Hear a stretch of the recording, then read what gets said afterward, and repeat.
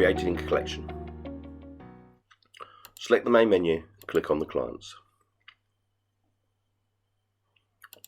Search for the client you need to collect the equipment from and select the green arrow to view the client details.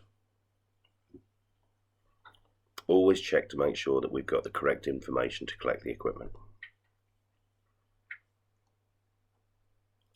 From the client actions, click on Collect View Equipment.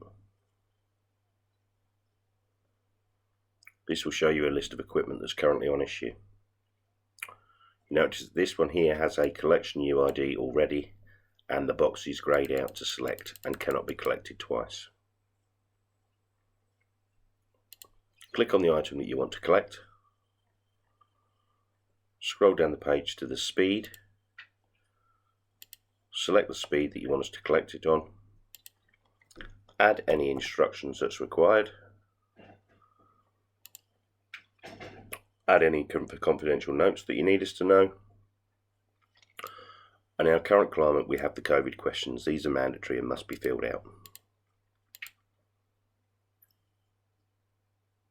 And then click Confirm and Collect.